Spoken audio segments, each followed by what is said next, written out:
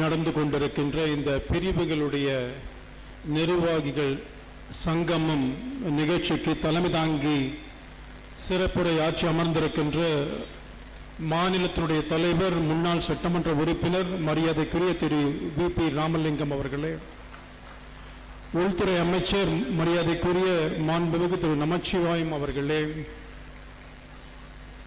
எனக்கு பின்பாக சிறப்புரை ஆற்ற இருக்கின்ற மரியாதைக்குரிய பாரதிய ஜனதா கட்சி, தமிழக பாரதிய ஜனதா கட்சியுடைய துணைத் தலைவர் சகோதரி திருமதி குஷ்பு சுந்தர் அவர்களே, சிறப்புரை ஆட்சி இங்கிருந்து விடைபெற்றிருக்கின்ற மாண்புமிகு மத்திய அமைச்சர் திரு கிஷன் ரெட்டி அவர்களே, முன்னாள் அமைச்சர் மற்றும் சட்டமன்ற உறுப்பினர் திரு கல்யாண சுந்தரம் அவர்களே, சட்டமன்ற உறுப்பினர்கள் தீபாய்தான் செல்வம் அவர்களே, முன்னாள் சட்டமன்ற உறுப்பினர் திரு பாஸ்கர் தங்க விக்ரமன் அவர்களே, அதே போல புதுச்சேரியினுடைய இந்த பிரிவினுடைய அமைப்பாளர், அனைத்து பிரிவினுடைய அமைப்பாளர் திரு அசோக் பாபு அவர்களே, இணை அமைப்பாளர் திரு வேல்முருகன் அவர்களே, இதற்கெல்லாம் மேலாக இந்த புதுச்சேரி மாநிலத்தை மிகச் சிறப்பாக அமைப்பு ரீதியாகவும் அரசியல் ரீதியாகவும் வழிநடத்தி கொண்டிருக்கின்ற மரியாதைக்குரிய திரு நிர்மல் சுரானாஜி அவர்களே, அனைத்து பிரிவினுடைய மாநில தலைவர்கள், மாவட்ட மண்டல் தொகுதி ஆகிய மட்டத்தில் இருக்கின்ற அனைத்து நிர்வாகிகளுக்கும் என்னுடைய மாலை வணக்கங்களை தெரிவித்துக் கொள்கின்றேன். இதுபோல ஒரு பிரிவு மாநாடு என்பது இந்தியாவிலேயே பாண்டிச்சேரியில் நடக்கிற இந்த பிரிவு மாநாடு இந்தியாவிலேயே 2வது. எத்தனையோ மாநிலங்கள் இருக்குது. கடந்த நவம்பர் 29ஆம் தேதி தமிழக பாரதிய ஜனதா கட்சி சார்பில் கும்பகோணத்தில் நடைபெற்றது. உண்மையிலேயே இன்னைக்கு பாரதிய ஜனதா கட்சி இது விஷுவலைஸ் பண்ணியிருக்கிற நல்ல விஷயம். பல பிரிவுகள் இருக்கிறது, பல அணிகள் இருக்கிறது. ஒவ்வொரு அணிக்கும் ஒரு பிரபாரி, ஒரு பொறுப்பாளர் இருப்பார், ஒவ்வொரு பிரிவுக்கும் ஒரு பொறுப்பாளர் இருப்பார். ஆனா இவர்கள் எல்லாம் ஒருங்கிணைத்து பிரிவுகளுக்காக ஒரு பொறுப்பாளர் போட்டதனால என்ன நடக்குதுன்னு சொன்னா, அனைத்து பிரிவுகளையும் சேர்ந்து இது போன்ற பிரதிநிதிகள் மாநாடுகளை நடத்தி நாம் எந்த பாதையில செல்ல வேண்டும் எல்லாரும் நியமிச்சாச்சு. அசோக் பாபு அவர்களை நியமிச்சாச்சு, 16 பிரிவுடைய மாநில தலைவர்களை நியமிச்சாச்சு. கடந்த காலங்கள்லாம் பேரண்ட் பாடியில ஆளு எல்லாம் முடிஞ்சு போச்சு, நியமிச்சாச்சு. துணைத் தலைவர் செயலாளர்லாம் நியமிச்சாச்சு. ஆனா சில பேருக்கு பொறுப்பு கொடுக்கணும். எங்க கொடுப்பது? அணிக்கு கொடு. அணியும் நிரம்பி வழியது அப்படின்னு சொன்னா போனா போதும், அந்த பிரிவில் கொடு. பிரிவில் கொடுப்பாங்களே தவிர கூப்பிட கூட மாட்டாங்க. இது எங்க மாநிலத்திலையும் மாத்திரம் இல்லை, இங்கேயும் அப்படிதான் இருக்கும்னு நினைக்கிறேன். பிரிவு தலைவர்லாம் கேட்டால் தெரியும். நாங்கள் எல்லாமே கூட எல்லாம் இருந்திருக்கிறோம். அதனால பிரிவுகளுக்கு வேற பொறுப்பு இல்லைன்னு கொடுத்ததெல்லாம் போய் இன்னைக்கு அகில இந்திய தலைமை பிரிவுகளுக்காக ஒரு முக்கியத்துவம் கொடுத்து ஒரு அகில இந்திய அளவில் பார்க்கப்பட்டு ஒவ்வொரு மாநிலத்திலும் அதற்காக ஒரு பொறுப்பாளர் நியமிக்கப்பட்டு நம்முடைய பி.எல். சந்தோஷ் அவர்கள் எவ்வளவு கீனா வாட்ச் பண்றாரு பாருங்க. இங்க பிரிவு மாநாடு நடக்குது.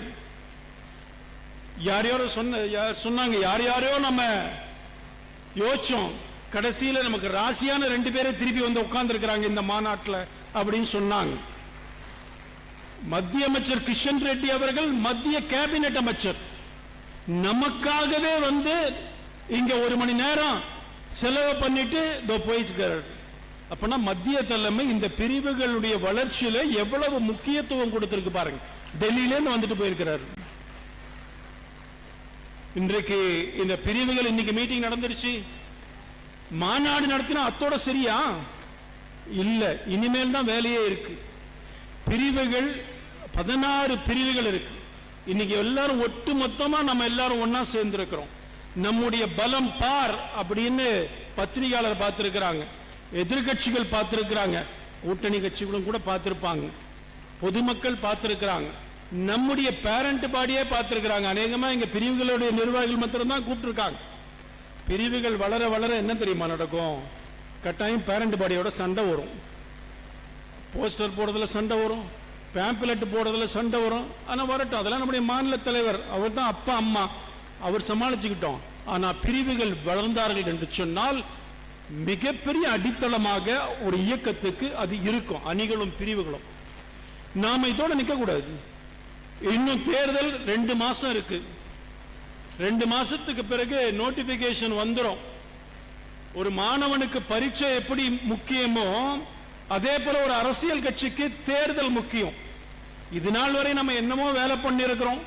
கட்சி எத்தனையோ வேலையை சொல்லி இருக்கிறோம், செஞ்சிருப்போம், செய்யாம இருந்திருப்போம், மீட்டிங் வாங்கன்னு சொல்லியிருப்பாங்க, வந்திருப்போம், வராம இருந்திருப்போம், எல்லாம் செஞ்சிருப்போம். ஆனால் வர இருக்கின்ற 2 மாசம் மிக மிக முக்கியம். எதுக்காக இத்தனை பிரிவு? இங்க பாண்டிச்சேரி புதுச்சேரியில் 16 பிரிவு இருக்கிறதா சொன்னாங்க. தமிழ்நாட்டில் 30 பிரிவு இருக்கு. எதுக்காக இத்தனை பிரிவு? வழக்கறிஞர் பிரிவு எதற்காக? டாக்டர் பிரிவு எதற்காக? இண்டஸ்ட்ரியலிஸ்ட் தொழிற்சாலை பிரிவு எதற்காக? எக்கனாமிக் செல் எதற்காக? இதெல்லாம் ஏன் தெரியுமா?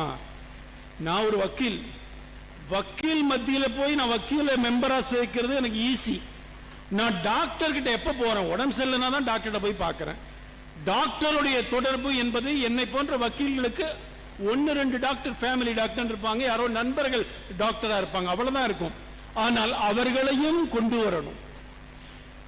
ஒரு இயக்கம் என்று சொன்னால் பலதரப்பட்ட மக்களை நம்முடைய கட்சிக்குள்ள கொண்டு வரணும். எப்படி கொண்டு வருவது? ஒரு வழக்கறிஞர் பிரிவு இந்த புதுச்சேரியில் இருக்கிற வழக்கறிஞர்கள் மத்தியில நம்முடைய கட்சியை கொண்டு போகணும். அவர்களை நிறைய பேரை சேர்க்கணும். டாக்டர்களை நிறைய பேரை சேர்க்கணும். தொழிற்சாலைகள் இருக்கிற தொழில் பண்றவங்க நிறைய பேர் இருப்பாங்க. அவங்க அரசியல் ரீதியா வர முடியாம இருக்கலாம். நம்முடைய ஆதரவாளர்கள் நிறைய பேர் இருக்கிறாங்க. இன்னைக்கு நான் திருச்சி வரைக்கும் போயிருந்தேன். இந்த திருச்சியில போகும்பொழுது விவசாய தலைவர் ஒருத்தர் என்ன சந்திச்சார். அந்த யாருன்னு சொன்னா, கொஞ்ச நாள் டெல்லியில கோமணத்தோட ஒரு ஆர்ப்பாட்டம் கொஞ்ச நாளைக்கு நடத்திருந்தாங்க பாருங்க. கொஞ்ச நாள் கோமணத்தோட நடத்திருந்தாங்க, கொஞ்ச நாள் அதையும் அவுத்து போட்டு நடத்திருந்தாங்க. அந்த குரூப்ல ஒரு தலைவர் என்ன பார்த்தார். அமைச்சர் இப்ப சொன்னார், நம்முடைய கிளைகள்ல பல கிராமங்கள்ல அரசுடைய திட்டங்கள் போய் சேரணும்னு சொன்னார். இந்த விவசாயி சொல்றாரு, நாங்க இப்பெல்லாம் நரேந்திர மோடி அரசாங்கத்தை எதிர்த்து ஒரு ஆர்ப்பாட்டம் பண்ணணும், வாங்கன்னு விவசாயியை கூப்பிட்டா அவங்க வரமாட்டேங்கிறாங்க. ஏன் வரமாட்டேங்கிறீங்கன்னு கேட்டா சொல்றாங்க, பிரதமர் நரேந்திர மோடி ஆண்டுக்கு 6000 ரூபாய் எங்களுக்கு கொடுக்கிறாரு, நாங்க வீட்டுல உட்கார்ந்து இருக்கிறோம், அவர் கொடுக்கிறாரு, அவரை எதிர்த்தா போராட சொல்ற அப்படின்னு கேட்கிறாங்க. இன்னைக்கு காலம் மாறிக்கொண்டே இருக்கிறது. நம்ம ஜிஎஸ்டி 4 அடுக்குல இருந்து 2 அடுக்கா மாத்தினாங்க. 1.5 மாசத்துக்கு முன்னாடி எனக்கு ஒருத்தர் போன் பண்ணார். இந்த ஜிஎஸ்டி 4 அடுக்குல இருந்து 2 அடுக்கு கொண்டு வந்தாங்க பாருங்க, இது ரிஃபார்ம் இல்ல, ரெவல்யூஷன். இது ஒரு பெரிய புரட்சி. இதற்காக நிதியமைச்சருக்கு பாராட்டு கூட்டம் நடத்தணும், நீங்க நிதியமைச்சர்கிட்ட பேசி தேதி வாங்கி தரணும்னு சொன்னாங்க. நான் நிதியமைச்சர்கிட்ட பேசினேன். அப்ப அவங்க கேட்டாங்க, அவரா சொன்னார்? அவர் தான் சொன்னார். கோயம்புத்தூர்ல நடத்தினாங்க, ஒரு பாராட்டு கூட்டம் நடத்தினாங்க பாருங்க, பிரம்மாண்டமா இருந்தது. இந்த பிரம்மாண்டமான பாராட்டு கூட்டத்தில் நடத்தினது யார் தெரியுமா? எனக்கு யார் தெரியுமா போன் பண்ணாங்க? திரு விக்ரமராஜா, வியாபாரிகள் சங்க கூட்டமைப்பினுடைய தலைவர் விக்ரமராஜா போன் பண்ணி, நாங்கள் தமிழ்நாட்டில் இவங்களுக்கு நாங்க வந்து பாராட்டு கூட்டம் நடத்தணும்னு சொன்னாங்க. விக்ரமராஜாவுடைய மகன் விருகம்பாக்கத்தில் தொகுதியில் சென்னையில் எம்எல்ஏ, திமுக எம்எல்ஏ அவர். ஆனால் இவரு நடத்துறாரு. காலம் மாறிக்கொண்டிருக்கிறது. தமிழக மண்ணில் இன்றைக்கு நரேந்திர மோடி அவர்கள் மீது, அதுவும் இந்த சிந்தூர் ஆபரேஷனுக்கு பிறகெல்லாம் பாத்தீங்கன்னு சொன்னா பிரம்மாண்டமான மாற்றம் மக்கள் மத்தியில் ஏற்பட்டிருக்கிறது. சந்தர்ப்பத்தை பயன்படுத்துறது தான் அரசியல். இங்க என்ன கேட்கிறேன்னு சொன்னா, பிரிவினுடைய தலைவர் எல்லாம் வந்திருக்கிறீங்க, அடுத்தது என்ன? வழக்கறிஞர் பிரிவு தலைவர் இங்க இருப்பீங்கன்னு சொன்னா அடுத்தது உங்களுக்கு என்ன வேலை? வழக்கறிஞர்களை திரட்டுங்கள். நம்முடைய மாநிலத்தில் இருக்கிற வழக்கறிஞர்களை வைத்து ஒரு கூட்டம் நம்முடைய ஆதரவாளராக மாற்ற வேண்டும். அமைச்சர்கள், நம்முடைய அமைச்சர்கள் இருக்கிறாங்க, மாநிலத்துடைய முக்கியமான தலைவர்கள் இருக்கிறாங்க. அதுவும் இல்லாம நமக்குன்னு இந்த மாநிலத்துக்கு எலெக்ஷன் இன்சார்ஜ் எல்லாம் அமைச்சர்கள் இருக்காங்க. பல மத்திய தலைவர்கள் வர போறாங்க. அவர்களோடு ஒரு கெட் டுகெதர் வைக்கணும். டாக்டர்ஸ், இங்க இருக்கிற மருத்துவர்கள், நீங்க போய் பாருங்க, எத்தனையோ மருத்துவர்கள் பாரதிய ஜனதா கட்சிக்கு ஆதரவாக இருக்கிறாங்க. அவர்களை நம்ம சந்திச்சு கூப்பிடணும். தொழில் பிரிவை சார்ந்தவர்கள், அன்ஆர்கனைஸ்டு செக்டார், அவர்களுக்காக தனியா நம்ம செயல்படணும். இது மாதிரி ஒவ்வொரு 16 பிரிவும் இனிமேல் அடுத்த 2 மாதத்துக்கு நீங்க என்ன பண்ண போறீங்கன்னு ஒரு ஸ்ட்ரக்சர் பண்ணுங்க. நிகழ்ச்சிகள் என்னென்ன பண்ண போறீங்க. ஒரு நிகழ்ச்சி மொத்தமா சேர்த்து நடத்திட்டோம், இன்னையோட விட்டுட்டு அடுத்தது அந்தந்த துறை பிரிவு தனியாக நீங்கள் நடத்தணும். கட்டமைப்பை பலப்படுத்தணுங்க. மாவட்டத்துடைய 5 மாவட்டம் இருக்குன்னா மாவட்டத்தினுடைய நிர்வாகிகள் கூட்டம் தொடர்ந்து நடக்கணும். அதே போல தொகுதிகளுடைய மீட்டிங், இங்கெல்லாம் மண்டலம், எங்களுக்கு மண்டல் இங்க எப்படியோ மண்டலோ தொகுதியோ அந்த மண்டலுடைய கூட்டங்கள் தொடர்ந்து நடக்கணும். எதுக்காக இப்படி தொடர்ந்து இந்த கூட்டங்கள்லாம் நடக்கணும்? ஏதோ ஒரு தலைவர் வரார் வாங்க கும்பல் சேர்க்கிறது இல்ல. உள்கட்டமைப்பு பலப்படுத்தினா என்ன ஆகும்னா, அவர்களுக்கு நம்முடைய இந்து முன்னணியுடைய தலைவர் திரு ராமகோபாலன்ஜி அவர்கள் சொல்லுவார், நமக்கு பிடித்த பைத்தியம் எல்லாருக்கும் பிடிக்கணும். பைத்தியம்னா என்ன? கொள்கை பைத்தியம். அந்த மாதிரி நம்ம 16 பிரிவுக்கும் லட்சியமாக என்ன இருக்கணும்னா, நிறைய பைத்தியங்களை உருவாக்கணும். பைத்தியம்னா கொள்கை பைத்தியங்களை உருவாக்கணும். கொள்கை மாத்திரம்தான் எப்பயுமே ஒரு கட்சிக்கு ஒரு பெரிய பலம் இருக்கும். அப்ப அடிக்கடி சந்திக்கணும். 4 தடவை 5 தடவை சந்திக்கும் பொழுது கொஞ்சம் கொஞ்சமா அவருடைய ரத்தத்துல அந்த கொள்கைகள், கட்சி மீது பிடிப்பு வர ஆரம்பிக்கும். அதனால இன்றைக்கு கூட்டத்தோட நிக்காதீங்க, தொடர்ந்து கூட்டங்கள் நீங்க நடத்திட்டு இருக்கணும். 16 பிரிவும் உட்கார்ந்து நம்முடைய அசோக் பாபு அவர்கள் அதை முடிவு பண்ணணும். ஒவ்வொருத்தருக்கும் என்ன அஜெண்டா. இப்ப நாங்க தமிழ்நாட்டில் என்ன பண்ணிருக்கோம் தெரியுமா? மீனவர் நவம்பர் 29ஆம் தேதி எல்லா பிரிவினுடைய மாநில மாவட்ட நிர்வாகி கூட்டம் நடந்தது. கிட்டத்தட்ட 12,000 13,000 பேர் கலந்து கொண்டாங்க. கும்பகோணத்தில் நடைபெற்றது. இப்ப மீனவர் பிரிவினுடைய தனியாக அவங்களுடைய மாநாடு நடக்க போகுது. வழக்கறிஞர் பிரிவினுடைய மாநாடு நடக்க போகுது. டாக்டர் பிரிவினுடைய மாநாடு நடக்க போகுது. அதே போல பாத்தீங்கன்னா ப்ரொஃபஷனல்ஸ், அவங்க ப்ரொஃபஷனல்ஸ் எல்லாம் இருக்காங்க பாருங்க, துறைவாரியா பல துறையை சார்ந்தவர்களாம் சேர்ந்து இப்ப கோயம்புத்தூர்ல 10ஆம் தேதி நடத்துறாங்க. இந்த மாதிரி ஒவ்வொரு பிரிவும் அவர்களை கொண்டு வரணும். மீனவர்கள் சமுதாய மக்கள் மத்தியில நான் வழக்கறிஞர், நான் மீனையே சாப்பிட மாட்டேன், நான் எங்க போய் கூப்பிட்டு அவங்களை கூப்பிட்டு வரவழைக்கிறது? இப்போ மீனவர் பிரிவு அந்த வேலையை பார்க்கணும். நான் பொங்கல் விழா நடத்துறேன், பொதுக்கூட்டம் போடுறேன், கொடி ஏத்துறேன், அதெல்லாம் கட்சி பேரண்ட் பாடி பண்ணிக்க போறாங்க. கட்சி பண்ணுவாங்க, தொகுதி மாவட்டம் எல்லாம் பண்ணுவாங்க. உங்களுடைய நோக்கம், குறிக்கோள் என்னவா இருக்கும்? மீனவர் பிரிவுக்கு மீனவர்கள் மத்தியில நம்முடைய அமைப்பை கொண்டு போகணும். எத்தனை மீனவ கிராமங்கள் இருக்கோ அந்த அத்தனை கிராமங்களிலுமே நம்முடைய கிளைகள் அங்க இருக்கணும், கட்சியுடைய கிளைகள் இருக்கணும். அவர்களுக்காக நலத்திட்டங்கள் என்னென்ன அவர்களுக்கு தெரிவுபடுத்தணும். வழக்கறிஞர்கள் வழக்கறிஞர் பிரிவில் வழக்கறிஞர்களை எப்படி கொண்டு வரலாம், நம்ம அதை பற்றி யோசிக்கணும். நம்ம பாதி பேர் பேரண்ட் பாடி ஏதோ நிகழ்ச்சி நடத்துறாங்கன்னா நானும் நடத்துவேன், அங்க போய் நான் நடத்துறேங்கிறாரு, அவர் வேண்டாங்கிறாருன்னா அதுக்கு ஒரு விவாதம். அதெல்லாம் இல்லை. நம்ம ஒவ்வொரு டிபார்ட்மெண்ட், கோல் அண்ட் மைன்ஸ் அமைச்சர் வந்தார், கோல் அண்ட் மைன்ஸ் அமைச்சர் கோல் அண்ட் மைன் தான் பார்ப்பாரு.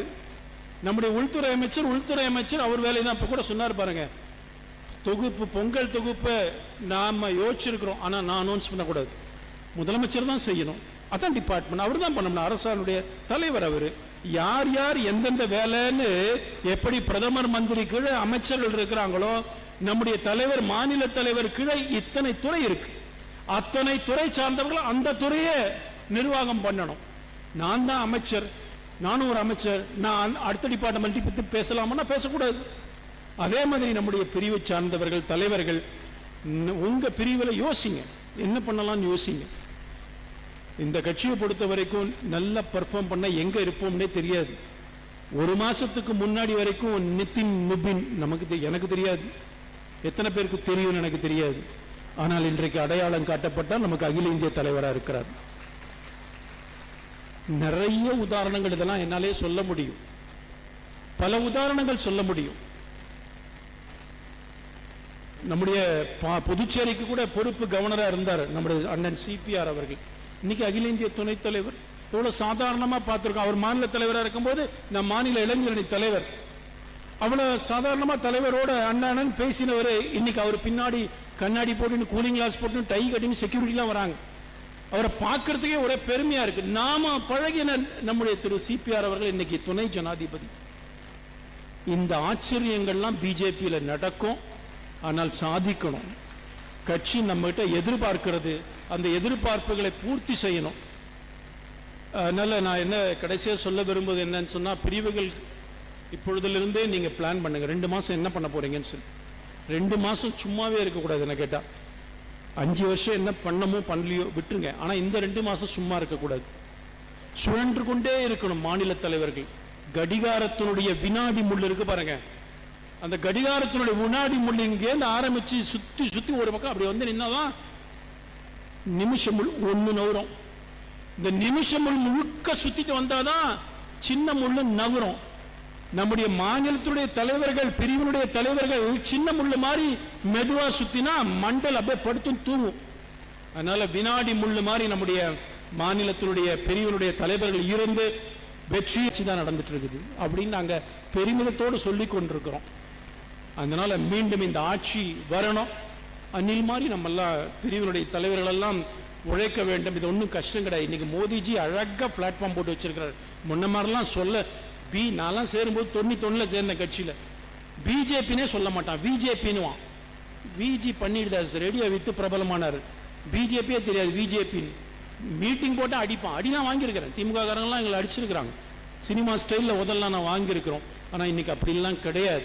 இந்த மிகப்பெரிய மாற்றத்தை சவுத் இந்தியாவும் கூட சந்தித்து கொண்டிருக்கிற அந்த வகையில் நீங்களெல்லாம் கொடுத்து வைத்தவர்கள். நம்முடைய ஆட்சி இங்கே நடக்கிறது. இந்த ஆட்சி மீண்டும் வருவதற்கு பிரிவினுடைய பங்கு மிகப்பெரிய பங்காக இருக்கும். தொடர்ந்து பயணிங்கள் என்று சொல்லி வாய்ப்பளித்தமைக்கு நன்றி கூறி விடைபெறுகிறேன்.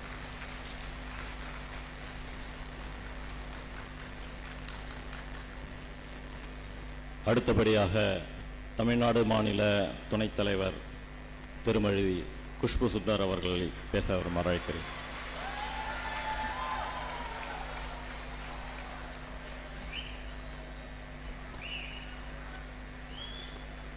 மேடையில் அமர்ந்திருக்கும் பெரியோர்களே, இங்கே வந்திருக்கும் நம்மளுடைய மதிப்புக்குரிய மரியாதைக்குரிய பிரதமர் நரேந்திர மோடி அவர்களுடைய நட்சத்திரங்களே, உங்கள் அனைவருக்கும் என்னுடைய மாலை வணக்கம். எல்லாரும் பேசி முடிச்சுட்டு பேச சொன்னாக்கா நம்ம யோசிச்சு வச்ச பாயிண்ட்ஸ் எல்லாரும் பேசி முடிச்சிருப்பாங்க. இருந்தாலும் இந்த கூட்டம் பார்க்கறதுக்கு அவ்வளோ பெருமையா இருக்கு, அவ்வளோ சந்தோஷம் இருக்கு, அவ்வளோ சந்தோஷம் இருக்கு. கேடி ராகவன் அவர்கள் சொன்ன மாதிரி தமிழகத்துல எங்கேயாவது வந்து பாஜக தாமரை மலருமான கேட்கும் போது பக்கத்துல புதுச்சேரியில நம்ம ஆட்சி நடக்குதுடா போய் பாருங்கடா சொல்லும் போது உண்மையிலே ரொம்ப பெருமையா இருக்கு. 2021 நானும் கிஷன் ரெட்டி அவர்கள் இங்க வரும்போது அடுத்த ஆட்சி நம்மளது இருக்க போதுன்னா நாங்க சொன்னோம். அதே மாதிரி இங்க வாழ்ந்துட்டு இருக்க மக்கள் எங்க மேல நம்பிக்கை கொடுத்து உங்களுடைய உழைப்பு, உங்களுடைய எல்லாமே நீங்க ஒரு வரலாற்று மிக்க ஒரு வசதி பண்ணி கொடுத்து ஜெயிக்க வச்சு இன்னைக்கு புதுச்சேரியில பாஜக ஆட்சி நரேந்திர மோடி அவர்களுடைய ஒரு மிகப்பெரிய கனவை நீங்க வந்து உருவாக்கி வச்சிருக்கீங்க. ஸோ முதல்ல உங்களுக்கு என்னுடைய நன்றிகள். மீண்டும் ஒரு வாய்ப்பை இன்னைக்கு கொடுத்திருக்கிறாங்க. தேர்தலுக்கு 2 மாதங்கள் மட்டும்தான் இருக்கு. 2 மாதத்திலே எவ்வளவு விஷயங்கள் இருக்கு. சொல்லுவாங்க எப்பவுமே 2 வகையான செயல் தான் இருக்கணும். ஒன்று ஓடிக்கிட்டே இருக்கணும், இல்லைன்னா நிக்கணும். ஓடிக்கிட்டே இருக்கும் போது கீழே தவறி விழுந்தாலும் மறுபடியும் எந்திரிச்சு ஓடுறதுக்கு தைரியம், அந்த தெம்பு நமக்குள்ளே இருக்கணும். அந்த தெம்பு தமிழகத்து மட்டும் இல்லை, இந்தியாவிலே ஒவ்வொரு பாஜக இருக்கிற காரியகர்த்தாக்குள்ளே இருக்கு. எதிர்த்து நின்னாலும் தலை நிமிர்ந்து ஒரு தைரியத்தோட நிக்கிற சக்தி பாஜகவினர்களுக்கு மட்டும்தான் இருக்கு. அந்த சக்தி எங்கிருந்து வருது? அந்த சக்தி நமக்குள்ளே இருக்கு. ஏன்னா இன்னைக்கு பாஜக சொல்லும் போது இந்தியா நம்மளுடைய நாட்டுக்கு பார்க்கும்போது எங்க கடைசியில ஒரு ஸ்பாட்ல இருக்கும்போது இன்னைக்கு பொருளாதார ரீதியாக உலகத்திலே 4வது இடத்துல இருக்குன்னா அதுக்கு ஒரே காரணம் நம்மளுடைய பிரதமர் நரேந்திர மோடி அவர்கள். மக்கள் அவர் மேல வச்சிருக்கிற நம்பிக்கை. ஏன் இதை எதிர்கட்சி தலைவர் நம்ம சொல்லிக்கிறோமே, ராகுல் காந்தி அவர்கள் எதிர்கட்சி தலைவர், நீங்க வந்து என்ன பண்ணிட்டு இருக்கீங்க? பக்கத்துல அவர் தூசிக்கு சமம் கூட உங்களால வர முடியாது. பார்லிமெண்ட்ல நீங்க பேசிட்டு இருக்கீங்க. அவருடைய ஒரே கொள்கை, நாட்டு எப்படி இருக்கு, நாட்டு மக்கள் எப்படி இருக்காங்க, எந்த ஆட்சியில இருக்கீங்களா இல்லையா, எந்த மாநிலத்தை ஆட்சியில இருக்கீங்களா இருக்கல, அதை பத்தி கவலை கிடையாது. காலில் எழுந்திரிச்சதும் பல்ல விளக்குனதும் அவருடைய ஒரே வேலை. இன்னைக்கு நரேந்திர மோடி அவர்களை எப்படி திட்டுறது? இதே பாராளுமன்றத்துக்கு போனதுக்கு அப்புறம் என்ன தவறுகள் வந்து ஒண்ணுமே இல்லை, ஆனா நானே சொல்வேன், அது தப்பா சொல்வாரு, உங்களுக்கு எல்லாருக்கும் தெரியும். ஓட்டு சோரிங்கிறாங்க. அப்போ நான் கேட்குறேன், இப்போ சமீபத்தில் கேரளாவில் ஒரு எலெக்ஷன், முனிசிபல் எலெக்ஷன்ஸ் எல்லாம் நடந்தது, லோக்கல் பாடி எலெக்ஷன்ஸ். அதில் 19 இடத்துல மட்டும் தான் நீங்கள் ஜெயிச்சிருக்கீங்க. இது மிகப்பெரிய வெற்றி. பெங்களூர்ல உங்க ஆட்சி இருக்கு, கர்நாடகால, இது மிகப்பெரிய வெற்றி. அப்போ மட்டும் ஓட்சோரி கிடையாதா? அப்போ மட்டும் இவிஎம் கரெக்டா, நீங்க ஜெயிக்கும் போது இவிஎம் கரெக்டா வேலை செய்யுது, இதே பாஜக ஜெயிக்கும் போது இவிஎம்ல வந்து தவறுகள் இருக்கு, அதனால தான் இது வந்து ஓட்டுச்சோரிங்கிறாரு. கொஞ்சம் வளருங்க. பப்பு பப்புன்னு சொல்லிட்டு இருக்கோம், இன்னும் ஒரு சின்ன குழந்தை மாதிரி நீங்க பேசிட்டு இருக்கீங்க. ராகுல் காந்தி அவர்களே, கொஞ்சம் வளர்ந்து, உலகம் எங்க போயிட்டு இருக்கு, மக்கள் எந்த பக்கம் பார்த்துட்டு இருக்காங்க, எந்த திசை நோக்கி போயிட்டு இருக்காங்கன்னு பாருங்க. யாருக்குமே இன்னைக்கு பாஜக தாண்டி வேற எந்த கட்சி மேல நம்பிக்கை வரல. தமிழகத்துல யாருக்கும் நம்பிக்கை கிடையாது. ஏன்னா அடுத்த முறை வந்து திமுக வந்துரும்னா ஒரு நம்பிக்கையோட உட்கார்ந்துட்டு இருக்காங்க. எப்படி வருவாங்க? எங்க எப்படி வந்து டெல்லியில உட்கார்ந்துட்டு ராகுல் காந்தி அவர்கள் பேசிட்டு இருக்கிறாரோ, இங்கே வந்து நம்மளுடைய தமிழகத்து மாண்புமிகு முதலமைச்சர் மு க ஸ்டாலின் அவர்கள் வார்த்தைக்கு வார்த்தை எங்களுக்கு வந்து எதை சொன்னாலும் எங்களுக்கு என்னால பண்ண முடியல. அதுக்கு காரணம் எங்களுக்கு மத்திய அரசாங்கத்திலிருந்து நிதி வழங்கப்படல. எல்லாமே தெளிவாக ஒயிட் பேப்பர் மாதிரி நீங்க கூகுள் பண்ணாலும் உங்களுக்கு வரும். இது வரைக்கும் எங்களுக்கு வந்து அந்த மாநிலத்துக்கு நாங்க வந்து வரி கட்டும்போது, 1 ரூபாய் வரி கட்டும்போது எங்களுக்கு வந்து 26,000 ரூபாய் அவங்களுக்கு கொடுக்குறீங்க, எங்களுக்கு வெறும் 3 பைசா திருப்பி தரீங்க எப்பா. ஆனா அதுக்கப்புறம் உங்களுக்கு கொடுக்கப்பட்டது எவ்வளவோ, அது கணக்கு காட்ட மாட்டேங்கிறீங்க மக்களுக்கு. நீங்க இத்தனை வருடத்துல இது வரைக்கும் 2026 இந்த பிஸ்கல் வரைக்கும் நீங்க வந்து வரி மூலமாக நீங்க 4,32,000 கோடி நீங்க வரி கட்டி இருக்கீங்கன்னா, உங்களுக்கு மத்திய அரசாங்கம் திருப்பி கொடுக்கப்பட்டது கிட்டத்தட்ட 5.5 லட்சம் கோடி உங்களுக்கு திருப்பி கொடுக்கப்பட்டிருக்கு. எல்லா சலுகைகள் உங்களுக்கு பண்ணி கொடுத்திருக்கோம். நம்ம விவசாயிகளுக்காக பண்ணி கொடுத்திருக்கோம், நம்மளுடைய பெண்களுக்காக பண்ணி கொடுத்திருக்கோம், வயதானவங்களுக்கு வந்து பென்ஷன் மூலமா பண்ணி கொடுத்திருக்கோம், சாலைகள் உங்களுக்கு பண்ணி கொடுத்திருக்கோம், எல்லா வசதிகளும் உங்களுக்கு பண்ணி கொடுத்திருக்கோம். ஆனா எங்களுக்கு எதுவுமே வரல. மக்கள் கிட்ட கொடுக்கறதுக்கு மனசு இருந்தா எல்லா கண்ணு திறந்து பார்த்தா தெரியும். வந்தது எல்லாமே நம்ம வீட்டு கஜானால போட்டு வச்ச மக்களுக்கு எங்கிருந்து தெரியும். அதே மாதிரி இங்க நம்ம சிவம் சார் சொன்னாரு, இங்க இருக்கிற வரலாறு நாராயணசாமி அவர்கள் பண்ணதை யாராலையும் மறக்க முடியாது. ஒரு மிகப்பெரிய சாதனை அவர் பண்ணியிருக்காரு. அந்த சாதனை என்னன்னா தலை குஞ்சு நிக்கிற அளவுக்கு இருக்கு. அது புதுச்சேரியில வாழ்ற மக்களுக்கு தெரியாம கிடையாது. ஆனா இந்த தேர்தல்ல புதுச்சேரி இருக்கட்டும், தமிழகம் இருக்கட்டும், இந்த எந்த 2 இடத்துலயும் இந்தியா கிவ் இட் இன் இந்தியான்னு எல்லாம் பேசினாங்க. ஆனா இன்னைக்கு நீங்க பாத்தீங்கன்னா எத்தனையோ பேர், எத்தனையோ நம்ம இளைஞர்கள் வெளிநாட்டுல படிக்கும் போது, அங்கே வேலை பார்க்கும் போது, அங்கிருந்து திரும்பி நம்ம மண்ணுக்கு வந்து நம்ம கூட இருந்துட்டு இன்னைக்கு அவங்க வந்து வசதியோட வாழ்ந்துட்டு இருக்காங்க. எல்லா வசதிகள் உங்களுக்கு பண்ணி கொடுக்கிறோம். ஆனா மக்கள் மத்தியில இவங்க ஒரு ராங் ப்ரொபகண்டா கொடுத்துட்டே இருக்காங்க. இன்னைக்கு நம்மளுடைய அதான் சாணக்கியன் சொன்னாரு, சாணக்கிய அவர்கள் சொல்லும் போது என்ன சொன்னாரு, எதிரியோட தவறுகள்ல தான் நம்மளுடைய வெற்றி அடைஞ்சிருக்கு.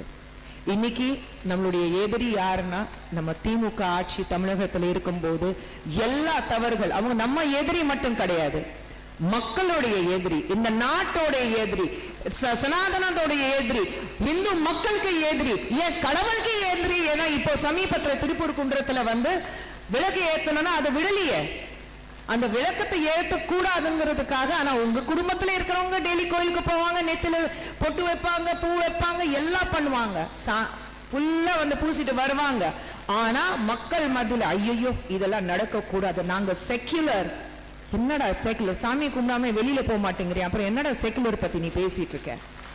உள்ளுக்குள்ள ஒண்ணு மாதிரி வெளியில வேற முகம் வச்சுட்டு நடக்கிறது பாஜக கிடையாது. நாங்க என்ன சொல்லணும்? ஆமா, சனாதன தர்மா தான் என்னுடைய தர்மானா தலை நிமிர்ந்து நாங்க சொல்றோம். நாங்க தைரியமா ஜெய் ஸ்ரீராம் சொல்றோம். என்ன அதை சொல்லிக்கிறதுக்கு உரிமையும் இருக்கு, அந்த தைரியமும் இருக்கு. அதே மாதிரி செகுலரிசம்னா என்ன? இன்னைக்கு நீங்க சொல்லுங்க, இங்க எல்லாரும் வந்து பாஜக வந்து மைனாரிட்டிஸ்க்கு எதிராக நிக்கிறாங்கன்னு சொல்றாங்க. ஒரு பாலிசி சொல்லுங்க, ஒரு ஸ்கீம் சொல்லுங்க நரேந்திர மோடி அவர்கள் கொண்டு வந்ததுல. இது ஹிந்து மக்களுக்கு மட்டும்தான் இருக்கு, இது மைனாரிட்டிஸ்க்கு கிடையாது, இஸ்லாமியர்களுக்கு கிடையாது, கிறிஸ்டியன்ஸ்க்கு கிடையாதுன்னு எங்கேயாவது எழுதியிருக்கா? ஓட்டு போட்டாலும் சரி, ஓட்டு போடலனாலும் சரி, ஒரு ஸ்கீம் வரும்போது இந்த நாட்டுடைய மக்கள் ஏன் மக்கள் நான் சொல்லிட்டு ஒவ்வொரு ஸ்கீம் ஒவ்வொரு மனிதர்களுக்கு இந்த நாட்டில் போய் சேருது. அத்தனை விஷயங்கள் இருக்கும்போது ராங் ப்ரப்போர்ட் கல்லூரி வாசல்லையே பள்ளிக்கூடம் வாசல்லையே உங்களுக்கு பிரச்சனை போயிட்டே இருக்கு. உங்க வசதிக்கு நீங்க எதுவுமே இல்லை. முதலமைச்சர்கள் கொஞ்ச நாளுக்கு முன்னாடி சொன்னார்ல, எல்லாமே கிளீனா இருக்கு. ஏன் ஆட்சியில் போதைப் பொருட்கள் நிச்சயமாக வராது. சுகாதார அமைச்சர் சென்னையில சொல்லிக்கிறாரு 0 ரேஷியோ. அடுத்த நாள் பேப்பர்ல பாத்தீங்கன்னா 3 குழந்தைங்க கல்லூரியில படிக்கிற குழந்தைங்களுக்கிட்ட போதைப் பொருட்கள் கிடைச்சிருக்கு. இந்த மாதிரி மக்கள் ஏமாத்துற வேலை மட்டும்தான் நடக்குது. நம்ம செய்ய வேண்டிய ஒரே ஒரு விஷயம், எங்கே தவறுகள் நடக்குது, எங்கே தவறுகள் நடக்கிறது நீங்க பாக்குறீங்களோ பேசாம போயிடாதீங்க. எப்படி அவங்களுக்கு உரிமை இருக்கு அதே மாதிரி நமக்கு உரிமை இருக்கு. போராட்டங்கள் நடத்தணும், நடுப்பெருக்கு வரணுமா வாங்க. ஏன் திருப்பூர் குன்றத்துல எனக்கு ஒரு சின்ன வருத்தம், ஏன்னா 2 நாள் நம்ம பேசணும், 3ஆவது நாள் அதுக்கப்புறம் யாருமே பேசல. ஏன் நாங்க யாருமே தெருக்கு போல, ஏன் நம்ம யாருமே பெருசா அதை பத்தி பேசவே இல்லை. அந்த ஜஸ்டிஸ் சாமிநாதன் இம்பீச்மெண்ட் வந்த உடனே அதை பத்தி திசை மாத்தி திருப்பி கொண்டு போயிட்டாங்க. ஆனா நம்ம செய்ய வேண்டியது நம்ம எதுவுமே செய்யல. நம்ம தெருல நின்னுட்டு போராடணும்னா போராடுறதுக்கு தயாராக இருக்கிறோமா இல்லையா? அந்த தைரியம் இருக்குமா இல்லையா? அப்ப இறங்கி வேலை செய்யணும். கரெக்டா ஒவ்வொரு பிரிவில எந்தெந்த இடத்துல இருக்கீங்களோ அவங்கெல்லாம் சேர்க்கணும். நம்ம பாஜக சார்பாக மக்கள் மத்தியில் எவ்வளோ நல்ல விஷயங்கள் நடந்துட்டு இருக்கு அதை அவங்களுக்கு எடுத்து சொல்லி காட்டணும். அது பண்ணாதான் உண்டு, இல்லைன்னா நிச்சயமாக ஒரு திசை திருப்புற மாதிரி வேலைகள் நடந்துட்டே இருக்கும். அவங்களுடைய ஒரு செல் இருக்கு, அவங்களுடைய ஒரு ஐடி பிரிவு இருக்கு, அவங்க வேற விதமா வேலை செய்யறாங்க. இன்னைக்கு நம்ம எல்லாரும் இங்க நின்றுட்டு பேசிட்டே இருக்கோம். ஏன் கிஷன் ரெட்டி அவர்கள் 1 மணி நேரத்துக்காக மட்டும் அங்கிருந்து இங்க வந்தாரு, அடுத்த பிளைட் பிடிச்சிட்டு போயிட்டாரு. ஏன்னா மக்கள் மத்தியில நாங்க பேசுறது, பிரதமர் மோடி அவர்கள் நினைக்கிறது மக்கள் மத்தியில கொண்டு போய் சேர்க்கணும். இன்னைக்கு ஞாயிற்றுக்கிழமை இருந்தாலும் நீங்க அத்தனை பேர் இங்க உட்கார்ந்துட்டு இருக்கீங்கன்னா உங்களுக்கு பாஜக மேல இருக்கிறது ஒரு நம்பிக்கை, பிரதமர் மோடி அவர்கள் மேல இருக்கிறது நம்பிக்கை, நாளைக்கு என் குழந்தைங்க நல்லா இருப்பாங்கன்னு ஒரு நம்பிக்கை, எங்களுடைய எதிர்காலம் நல்லா இருக்கணுங்கிறது நம்பிக்கை. அந்த நமக்குள்ள அந்த தைரியம் தானா வரும். 4 மணி நேரம் மட்டும்தான் தூங்குறாருங்க. 12 வருடத்துல என்ன ஒரு மிகப்பெரிய மாற்றம் இந்தியாவில் வந்திருக்கு நீங்க நினைச்சு பாருங்க.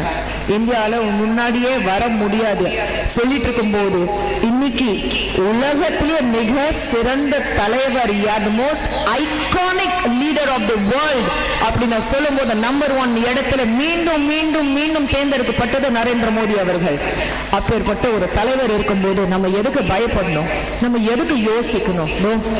இந்த காவி துண்டு இருக்கு நம்ம கழுத்துல, இது மனசுல இருக்கு. இந்த காவி துண்டு போதும், இது போதும், நமக்கு முன்னாடி போவோம், போராடுவோம், ஜெயிப்போம், ஜெயிச்சு காட்டுவோம். யாரும் தாமரை மலராத சொல்லும் போது தாமரை கடவுள் கால் பாதையில் இருக்கும், தாமரை மலரே தீரோனா சொல்லிட்டு அவங்களுக்கு ஜெயிச்சு காட்டுவோம். அதுதான் நம்மளுடைய கொள்கை இருக்கணும்.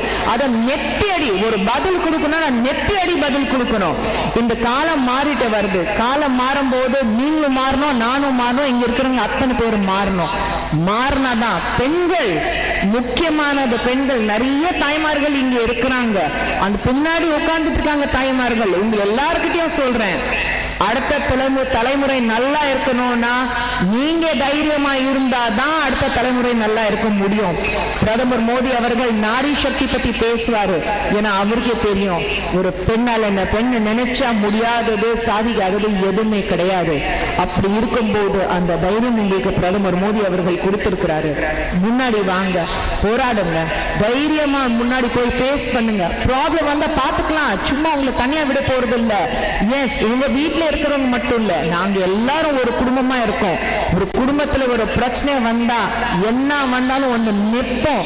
ரத்தம் வந்தாலும் பரவாயில்ல, அடி விழுந்தாலும் பரவாயில்ல, கீழே விழுந்தாலும் பரவாயில்ல, லத்தி சார்ஜ் இருந்தாலும் பரவாயில்ல, ஆனா நாங்க பின் வாங்க போறது இல்ல.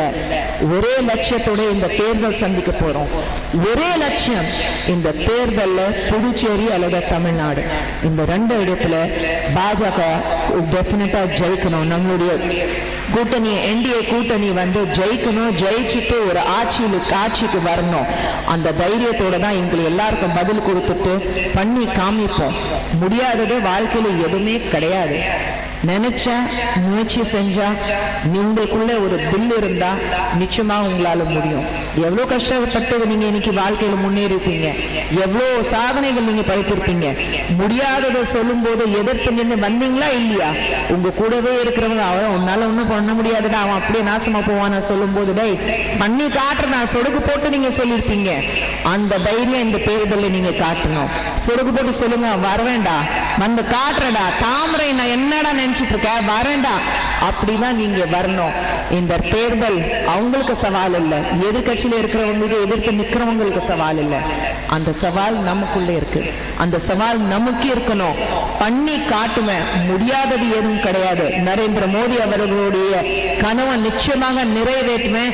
நிச்சயமாக இந்த தேர்தலில் வெற்றி நமது, தாமரை மலரே தீரும் சொல்லி முன்னாடி போவோம், ஒன்னா நிப்போம், ஜெயிச்சு காட்டுவோம். இங்கிருந்து ஒரு மிகப்பெரிய பரிசாக நம்மளுடைய பிரதமர் நரேந்திர மோடி அவர்களுக்கு கொடுத்துட்டு, நீங்க தனியா இல்ல, இந்த நாட்டுக்காக உங்களுடைய சேர்ந்து உங்களுடைய பின்னாடி உங்களுடைய காரியகர்த்தால் உங்களுடைய சோல்ஜர்ஸ் மாதிரி எப்படி ராணுவத்துக்கு வந்து சோல்ஜர்ஸ் வந்து அங்க எல்லையில நின்றுட்டு நம்மளை காப்பாத்திட்டு இருக்காங்களோ அதே மாதிரி பிரதமர் நரேந்திர மோடியோடைய ஒரு வீரர்கள் மாதிரி அவர் பின்னாடி நின்று இந்த நாடு முன்னேற்றத்துக்காக நாங்களும் ஒரு காரணமா இருக்கோம் சொல்லி இங்க இருந்து தாமரை மலர்ந்ததுக்கு அப்புறம் அவரை போய் சந்திப்போம். வெற்றி உங்களது, வெற்றி எங்களது, வெற்றி நமது, வெற்றி தாமரைது. மறந்துடாதீங்க, தாமரை மக்களுக்குள்ளே கொண்டு போய் சேர்க்கணும். சேர்த்தீங்களா? அந்த தைரியம் இருக்குல்ல? நன்றி, வணக்கம், ஜெய் ஸ்ரீராம்.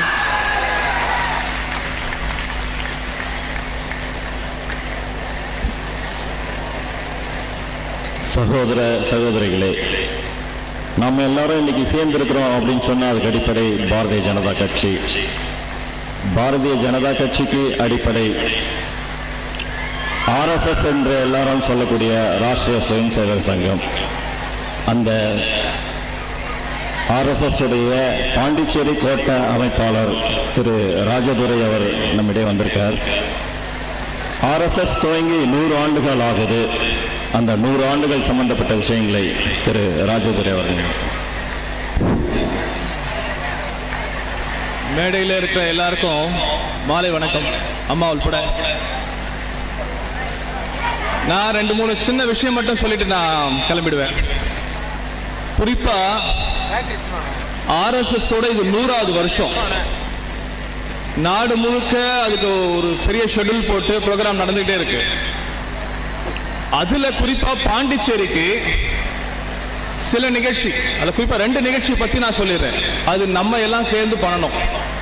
அதுல ஒண்ணு அம்மா சொல்லிட்டாங்க, திருப்பரங்குன்ற விஷயம் இருக்குல்ல, அந்த விஷயத்துக்காக போன மாசமே ஒரு 3 நாள்ல ஒரு ஷார்ட் பீரியட்ல அதுக்காக ஒரு ஆர்ப்பாட்டம், வைத்தியலிங்க ஐயா முதல் கையெழுத்து போட்டார், அதை எதிர்த்து ஒரு ஆர்ப்பாட்டம் நம்ம வச்சோம். 3 நாள் தான்.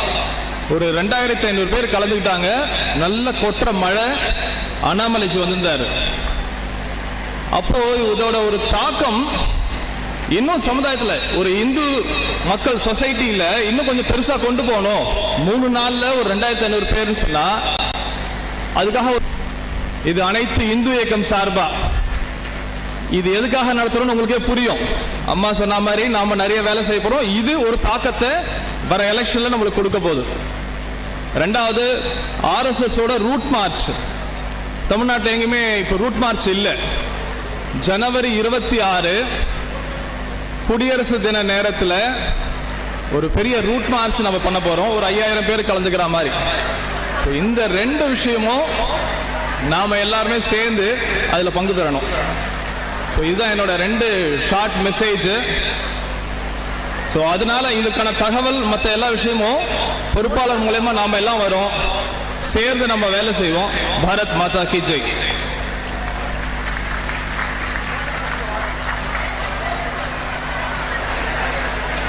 நன்றி உரையாற்ற வருமாறு மத்திய திட்டங்கள் துறையின் மாநில அமைப்பாளர் திரு RS கண்ணன்ஜி அவர்களை அழைக்கிறேன்.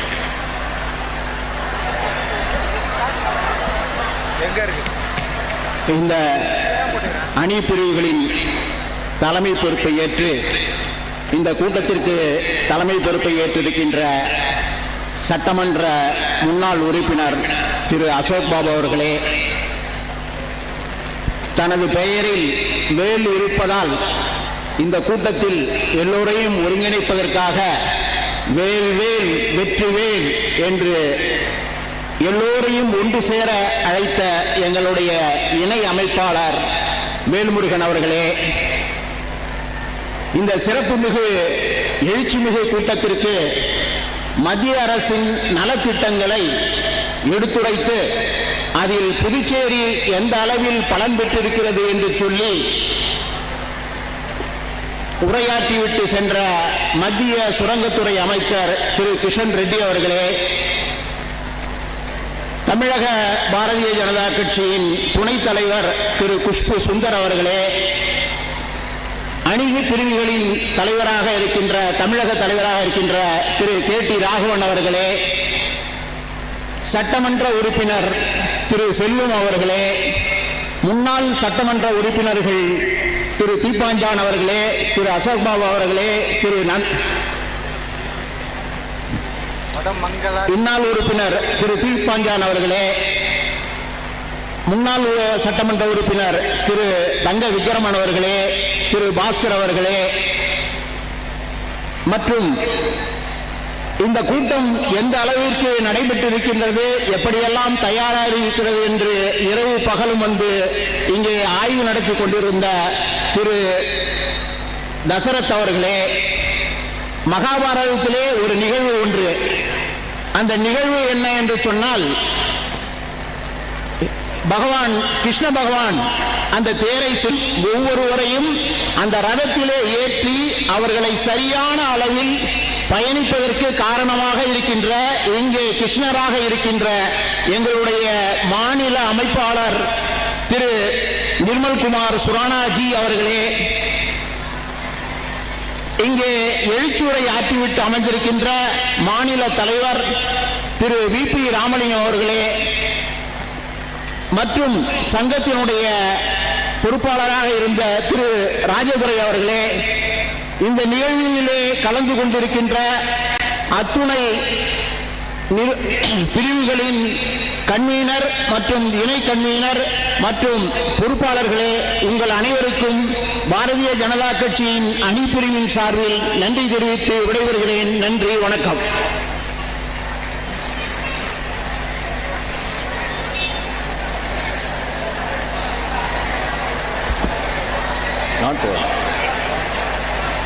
நாட்டு வாழ்த்து. அனைவரும் அப்படியே நிற்கும், எல்லாம் எழுந்திரிச்சு நிற்கலாம்.